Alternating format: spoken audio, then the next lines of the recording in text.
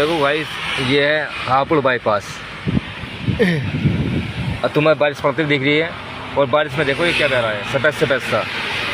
ये sulphate dial है जो छिड़का जा रहा है बादलों में, साफ साफ देख सकते हो तुम।